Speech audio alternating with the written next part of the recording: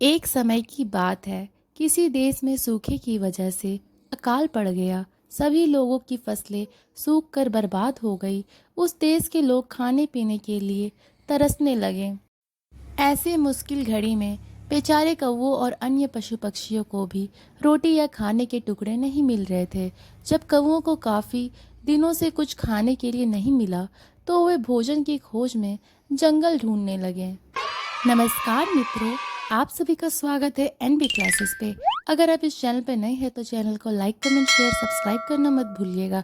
आज हम सुनेंगे एक जातक कथा, बिना अक्ल के नकल। एक समय की बात है। किसी देश में सूखे की वजह से अकाल पड़ गया। सभी लोगों की फसलें सूख कर बर्बाद हो गई। उस देश के लोग खाने पीने के लिए तरसने लगे।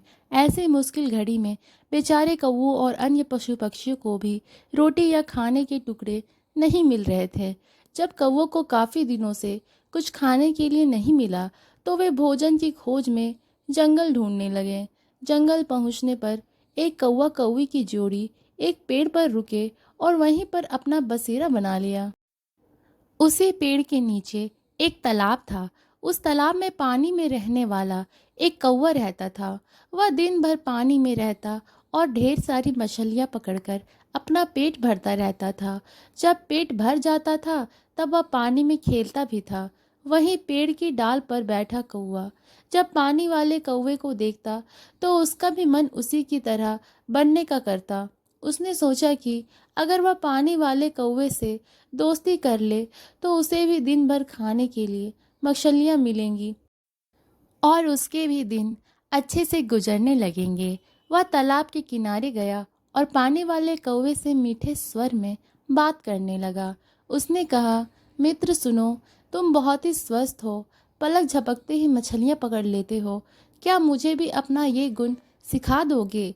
यह सुनकर पानी वाले कौवे ने कहा, मित्र, तुम यह सीखकर क्या ही करोगे? जब भी तुम्हें भूख लगे तो मुझे बता दिया करो, मैं तुम्हें पानी में से मछलियाँ पकड़कर दे दूंगा और तुम खा लिया करना। उस दिन के बाद से जब भी कौवे को भूख लगती वह पानी वाले कौवे के पास जाता और उससे ढेर सारी मछलियाँ लेकर खाता। एक दिन उस कौवे ने सोचा कि पानी में जाकर बस मछलियाँ ही तो पकड़नी है। यह काम वह खुद भी कर सकता है। आखिर कब तक वह उस पानी वाले कौवे का एहसान लेता रहेगा। उसने मन में ठाना कि वह तालाब में जाएगा और खुद अपने लिए मछलियाँ पकड़ेगा।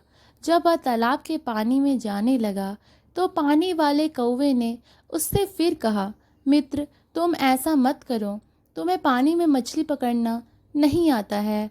इस वजह से पानी में जाना तुम्हारे लिए जोखिम भरा हो सकता है।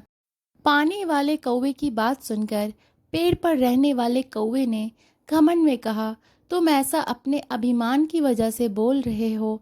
मैं भी तुम्हारे जैसा पानी में जाकर मछलियाँ पकड़ सकता हूँ और आज मैं ऐसा करके साबित भी कर दूंगा। इतना कहकर उस कौवे ने तालाब के पानी में छपाक से छलांग लगा दी। अब तालाब के पानी में काई जमी हुई थी जिसमें वह फंस गया। उस कौवे को काई हटाने या उससे बाहर निकलने का कोई अनुभव नहीं था। उसने काई में अपनी चोंच मारकर उसमें छेद करना चाहा। इसके लिए जैसे ही उसने अपनी चोंच काफ़ी प्रयास करने के बाद भी वह उस काई से बाहर ना निकल सका और कुछ देर बाद पानी में दम घुटने की वजह से उसकी मृत्यु हो गई। बाद में कौवे को ढूंढते हुए कौवी भी तालाब के पास आई। वहां आकर उसने पानी वाले कौवे से अपने कौवे के बारे में पूछा। पानी वाले कौवे ने सारी बात बताते हुए कहा, मेरी नकल करने के चक्कर में उस कौवे ने अपने ही हाथों से अपने प्राण धो लिए। तो मित्रों, इस कहानी से हमें यह सीख मिलती है कि किसी के जैसा बनने के दिखावा करने के लिए भी मेहनत करने की ज़रूरत होती है। साथ ही अहंकार इंसान के लिए बहुत बुरा होता है। तो आज की कहानी यही समाप्त होती है। अगर आपके मन में कोई प्रश्न हो इस वीडियो को लेकर तो नीचे दिए गए कमेंट बॉक्स में आप बता सकते हैं। ऐसी और भी रोमांचक कहानियाँ सुनने के लिए सब्सक्राइब करें और बेल आइकन दबाना ना भूलें। तब तक अच्छे रहे, स्वस्थ रहें। धन्यवाद।